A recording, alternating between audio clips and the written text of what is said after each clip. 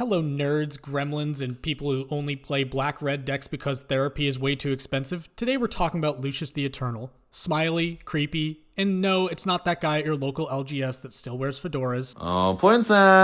He is the only Magic card that encourages you to bully your opponents. Emotionally, of course. Let's get into it. Lucius the Eternal is every Rakdos player's dream, but unlike your long-estranged father that went to go get cigarettes, Lucius belongs to the streets. For 3 red-black, you get a 5/3 Astartes warrior with haste, and when Lucius the Eternal dies, exile it and choose target creature an opponent controls. When that creature leaves the battlefield, return Lucius the Eternal from exile to the battlefield under its owner's control. This BDSM Space Marine not only packs a punch, but has a crazy ability that demands self-sacrifice. Instead of leveraging traditional Rakdos strategies where we sacrifice creatures to empower our commander, we're going to use Lucius as a personal backhand to punish players. Unlike the shocker that was Palpatine returning, piloting Lucius correctly will ruin Bracket 2 pods. I have seen this deck win out of nowhere if set up correctly. So let's talk about the 10 best cards that can take this unassuming war crime generator into a weapon to cripple friendships. First and foremost is Viscera. This goth raccoon is excellent to have on board early to play in response to other players' shenanigans. For 1 black, we get a 1/1 vampire wizard with sacrifice a creature, scry 1. Simple, effective, and getting you some card advantage. If you're playing against your traditional aristocrat style deck, you are going to get a lot out of scrying fast.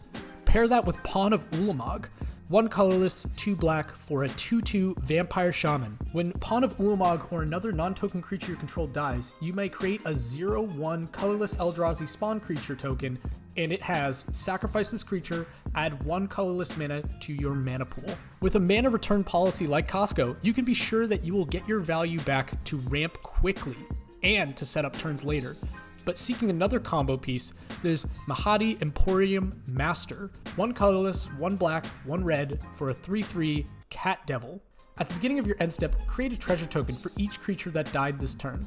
Having him out on a turn where Lucius is bouncing between the graveyard and play can set up for extremely explosive plays for later, and can refill your gas to combo for other players' turns. I also like him more than Pitiless Plunderer, because usually in my play pods, as soon as I pull out Timu Jack Sparrow, all attention shifts to me, which can stump my setup. Moving on.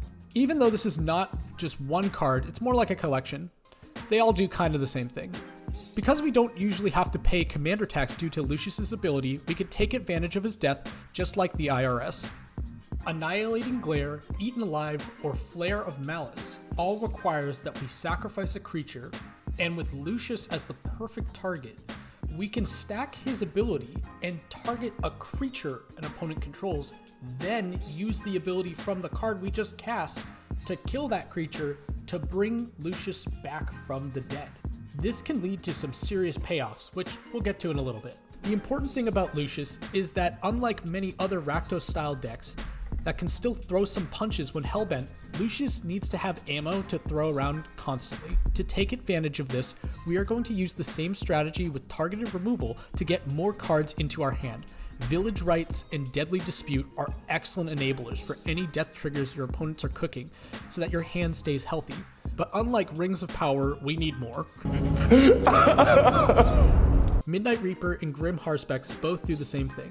For 2 and a black, whenever a non-token creature we control dies, we'll take 1 damage and draw a card. Pairing this with any of the cards mentioned before can really keep the pain flowing. But Lucius as a creature is still beefy, and we can use his girth to our advantage. Hero's Blade is an excellent equipment. When Lucius enters the battlefield, it will auto-equip to him. Not having to pay for the equipped cost is huge. A newer card that actually just came out that went on my radar was actually Doc Ock's Tentacles, which is essentially the same thing, but for 1 colorless mana instead of 2, and gives you a little bit more of a power bump. When we swing with Lucius with one of these equipments attached to him and hit for some damage, we can then use a card like Eaten Alive. We can sacrifice Lucius to trigger his ability, targeting a creature on someone else's board, then use an Eaten Alive's trigger to target that creature. Once that creature leaves, Lucius will enter the battlefield, and the equipment will attach right back to it, untapped. Now, Lucius was an attacker, and now he's a blocker. It's Rakdos Vigilance. But let's say the board is getting a little big. We can use something like classic Blasphemous Act. 8 and 1 red for dealing 13 damage to everything. Reset the board and have Lucius return like nothing happened. Of course, we can still enable death triggers and dealing damage. We could do classic Blood Artist, but Zulaport Cutthroat I think is a little bit better for this type of deck. But how do we take advantage of Lucius entering the battlefield and dealing damage? Well, our ace in the hole is Warstorm Surge. 5 colorless and a red for an enchantment. Whenever a creature enters the battlefield under your control, it deals damage equal to its power to any target. This is the bread and butter. Having Lucius enter the battlefield repeatedly with Warstorm out on the battlefield can sometimes outright send someone straight to Kaled. Other options are Stalking Vengeance or Terror of the Peaks, if that's in your budget. Even on other players' turns, this can get out of hand quickly, so be warned. As soon as this card enters the battlefield, you will become archenemy, so it is important to close out games quickly. So how do you play Lucius the Eternal? Well, you play Lucius like a Toxic X, and use your opponent's resources against them to gain value. Ramp quickly, get Lucius out as soon as possible, and use all of your enablers to constantly loop him to the graveyard and back to the battlefield. Lucius the Eternal is fun, chaotic, and probably uses the Geneva Convention as toilet paper, and 10 out of 10 would traumatize my play group again.